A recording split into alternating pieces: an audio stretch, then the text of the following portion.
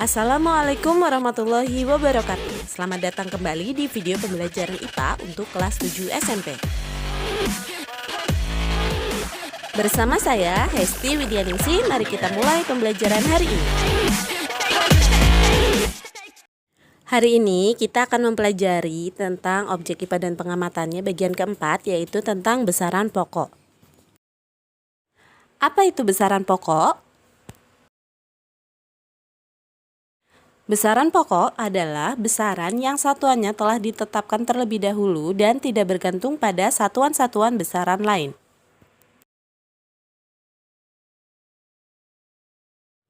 Dalam sistem internasional ada 7 besaran pokok yang perlu kita ketahui seperti tampak pada tabel berikut ini. Yang pertama adalah besaran panjang, satuannya meter, lambangnya M kecil dan simbol besaran panjang adalah L kecil.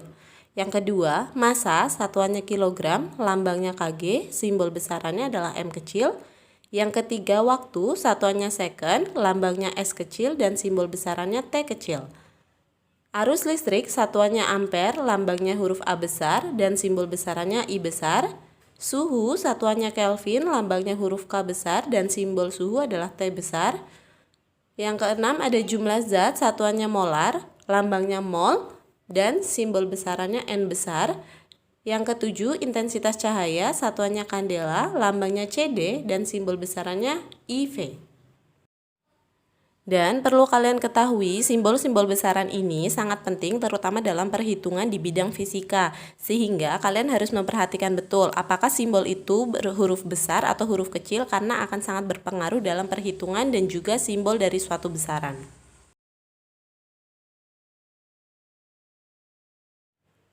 Untuk memudahkan menghafal besaran pokok tadi, perhatikan jembatan keledai berikut ini. J jumlah zat, I intensitas cahaya, W waktu, A arus listrik, S suhu, M massa, dan P panjang. Sehingga menjadi jiwa SMP.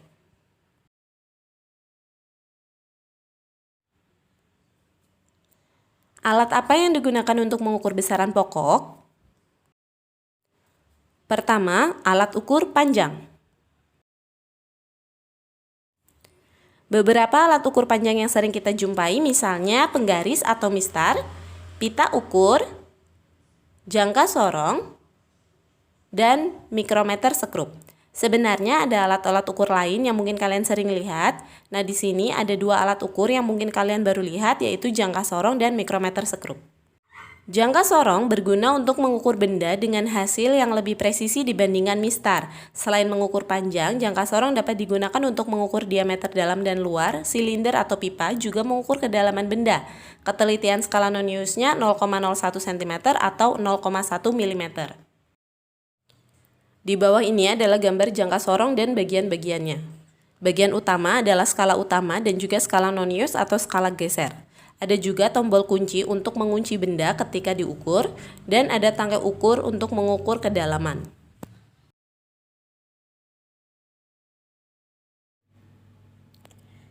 Sebagai contoh, perhatikan gambar berikut ini.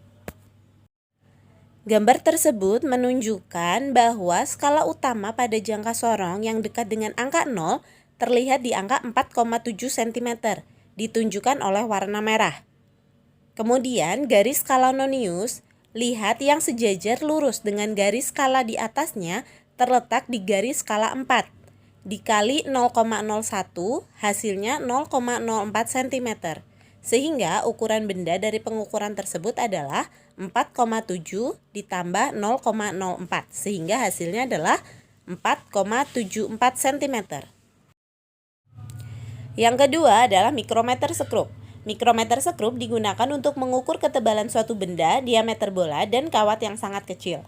Bagian utamanya terdiri atas poros tetap, poros putar, skala utama, dan skala Nonius yang berupa pemutar. Angka ketelitian mikrometer sekrup yaitu 0,01 mm. Bagian-bagian mikrometer sekrup antara lain ada landasan, sekrup, lengan mikrometer, timbal, dan juga roda bergerigi.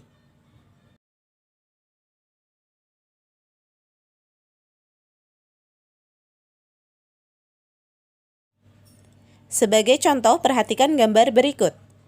Dari gambar tersebut, garis skala atas menunjukkan angka 5 mm dan garis skala bagian bawah menunjukkan 0,5 mm.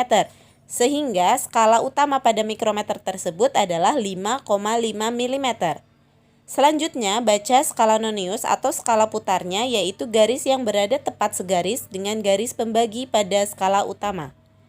Pada gambar tersebut, skala nonius menunjukkan angka 30 dikali dengan 0,01 mm sehingga skala noniusnya adalah 0,30 mm.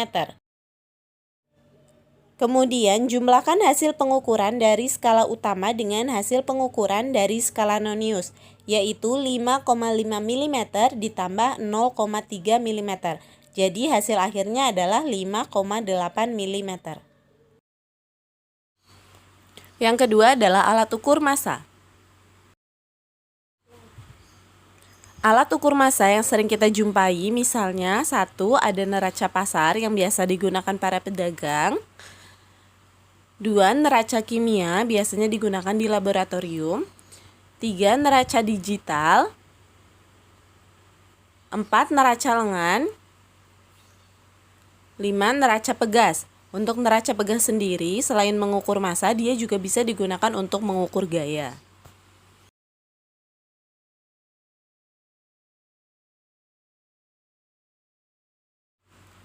Kita akan membahas lebih lanjut tentang neraca lengan. Timbangan atau neraca lengan digunakan untuk mengukur massa dengan 3 palang melintang horizontal. Ketelitiannya adalah 0,1 gram.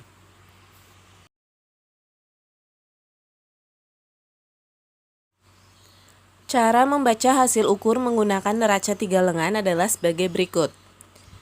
Berdasarkan gambar tersebut, hasil pengukuran menggunakan neraca Auhaus atau neraca 3 lengan ini adalah sebagai berikut.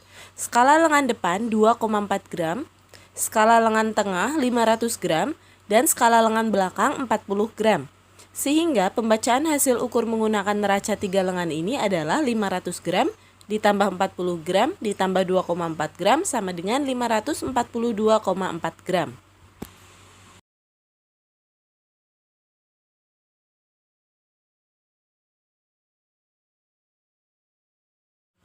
Ketiga adalah alat ukur waktu. Beberapa alat ukur waktu misalnya 1. Jam matahari yang digunakan pada zaman dahulu, ada jam pasir, jam tangan, jam dinding, dan stopwatch.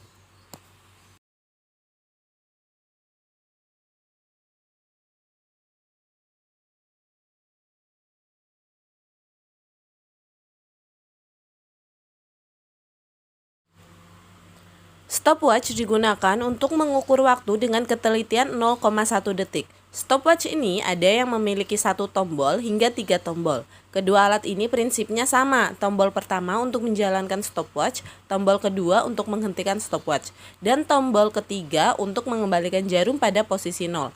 Terdapat 2 skala pada stopwatch. Angka pada lingkaran luar menunjukkan satuan detik, sedangkan angka pada lingkaran dalam menunjukkan satuan menit.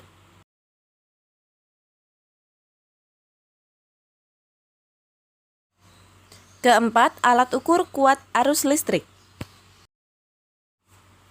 Alat ukur kuat arus listrik disebut dengan ampermeter. Gambar ampermeter seperti ditunjukkan pada gambar adalah ampermeter manual dan ampermeter digital. Kelima adalah alat ukur suhu.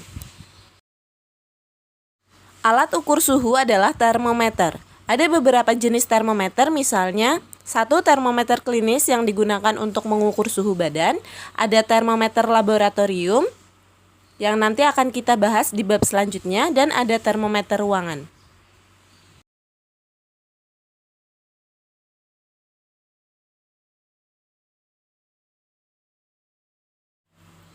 Keenam, alat ukur intensitas cahaya. Alat ukur intensitas cahaya disebut dengan luxmeter. Yang ketujuh, alat ukur jumlah zat. Jumlah zat tidak diukur secara langsung, tetapi dengan cara mengukur terlebih dahulu massa zat, kemudian nanti jumlah zat dapat dihitung dengan menggunakan rumus.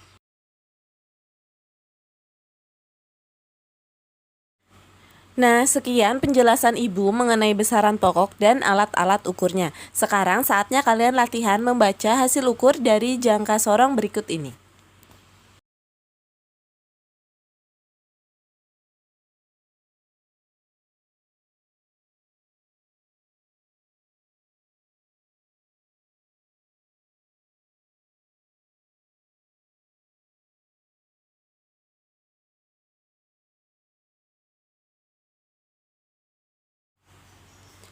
Bagaimana anak-anak? Apakah kalian dapat membaca hasil ukur jangka sorong tadi?